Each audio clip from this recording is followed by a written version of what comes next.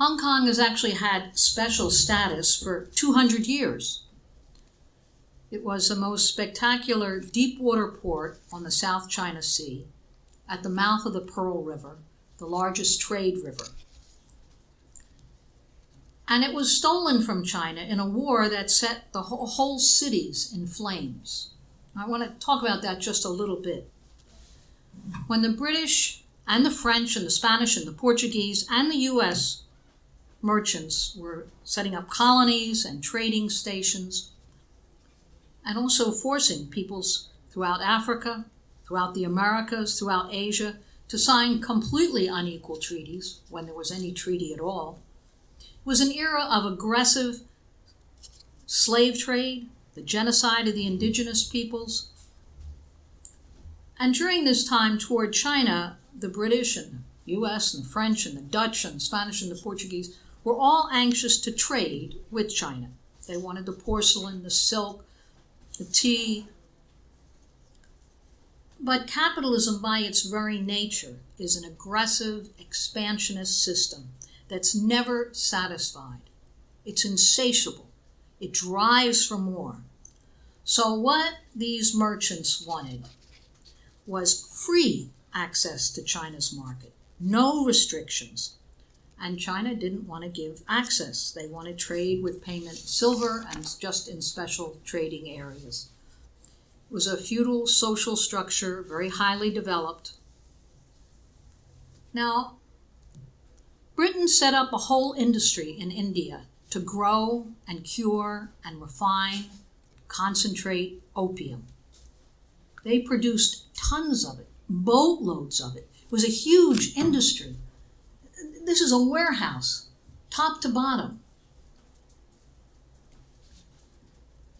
British merchants began the sale of opium from India to China, and US merchants, they had similar warehouses and were involved in the trade of opium from Turkey. The Chinese government felt this was a very dangerous drug, and they tried to prohibit it as millions and millions of people became addicted. And they first outlawed it, and then when that had no impact on the merchants, they seized and burned 2.5 million pounds of opium, just what was in the warehouses at that time. There were 2 wars fought and lost by China to try to restrict the opium trade. But they didn't have the military technology of the West. There was a British invasion of China with gunboats, more powerful than any weapons that the Chinese Empire had. And the British, in a block with the other imperialist powers, set up a blockade of the Pearl River. They sent a full-scale military expedition, naval expedition, with 44 armed steamships, heavy cannon, rockets, infantry, long-range fire, and the antiquated Chinese warships were absolutely destroyed. And then the British ships sailed not only up the Pearl River, up the Zhujiang River, the Yangtze River. They occupied Shanghai, seized the tax collection barges, literally looted entire cities. China was defeated and was forced to sign a completely unequal treaty, a whole series of unequal treaties. The US also had a whole series of completely unequal treaties that gave these merchants access to all the major port cities in China. And in fact, these treaties were really terms of surrender. China was actually forced to pay reparations for the burned opium. And these fleets of ships, US Navy, British Navy, they had riverboats that sailed 1,000 miles inland, dominated also all the coastal waters.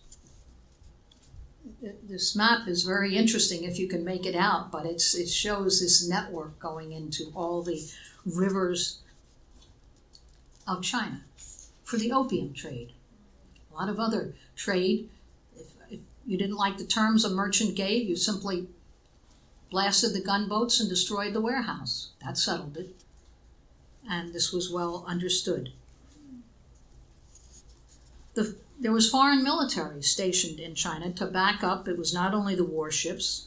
There were U.S. Marines on the armored warships all along China's coast, and there were special fleets of river gunboats, the U.S. Navy. So this is something we don't study in history. U.S. Marines patrolled China's rivers 1,000 miles inland, and they were there to enforce trade interests and suppress uprisings. And there were many uprisings, many. There were U.S. Marines garrisoned in Beijing, in Guangzhou, then called Canton, in Shanghai, from 1818 to 1949. That is 130 years of occupation, and you won't find it in a U.S. history book. They trained and educated a whole army of collaborators and administrators. There were Christian missionaries who established churches. European law in all matters took precedence. This pompous military officers of all the imperialist countries gathered together. It's like a group photo. It shows they operated as one in this theft. Now, China called this a century of humiliation. Hong Kong, Britain's deepwater port, military and naval base, its warehouses, was a base of operations for this entire imperialist domination. Now, the Chinese Revolution, was one of the biggest upheavals in history. The standing of the Chinese Communist Party is based in no small part on its ability over the past 70 years to break with the humiliations, chaos, and constant war, the famines caused by past gunboat diplomacy, the decades of occupation by numerous foreign troops, the harsh and unequal treaties. The new communist government's intention was to ensure stable development, broad prosperity, while resisting foreign intervention.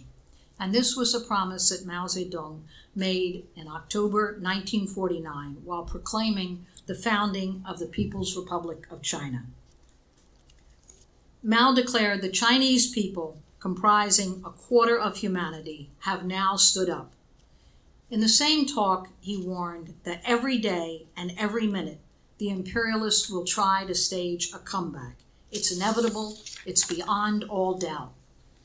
But we will emerge in the world as a nation with an advanced culture, our national defense will be consolidated, and no imperialist will ever again be allowed to invade our land. So there was great determination, but China was also an impoverished country,